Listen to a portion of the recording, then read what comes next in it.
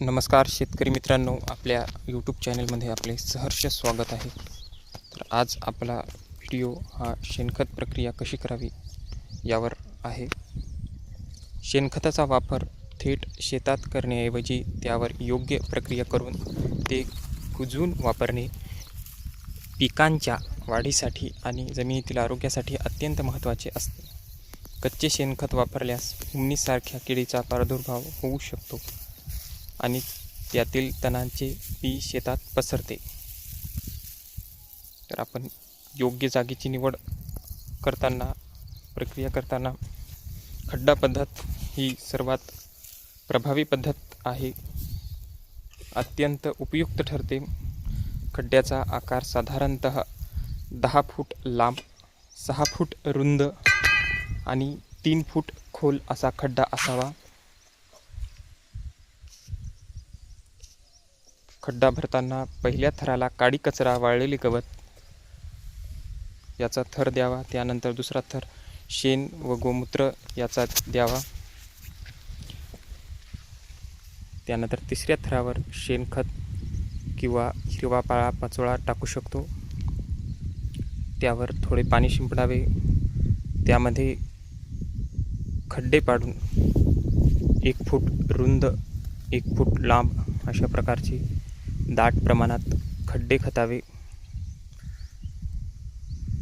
सबलच्या सहाय्याने ही प्रक्रिया वेगवान पद्धतीने करण्यासाठी उपाय म्हणून शेणखत लवकर आणि दर्जेदार बनावे यासाठी खालील गोष्टींचा वापर करावा.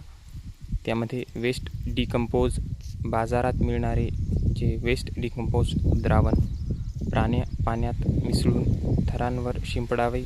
यामुळे 1 महिना ते 1.5 महिना या कालावधीत खत पूर्णतः तयार होते. यामध्ये आपण ट्रायकोडर्मा किंवा PSB यांचा देखील वापर करू शकतो.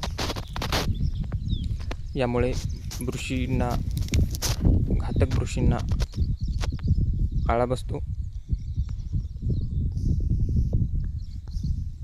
खतामध्ये 50 ते 60% ओलावा असणे गरजेचे आहे. दर 15 ते 20 दिवसांनी खड्डा भिजवून घ्यावा. शक्य असल्यास खालीवर करून घ्यावे.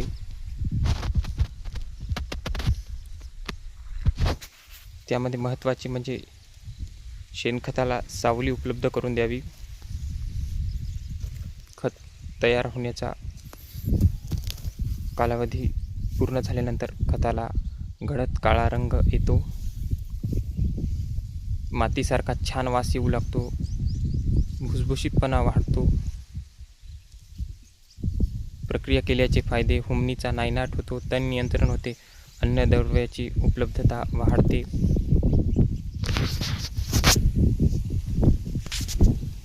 तरी या व्हिडिओला शेअर करा, लाईक करा आणि सबस्क्राईब करा. धन्यवाद. पुढील व्हिडिओमध्ये आपण शेणखत प्रक्रिया या विषयावर प्रात्यक्षिक घेणार आहोत. तरी सर्व शेतकरी मित्रांनी बेल आयकॉन क्लिक करावे.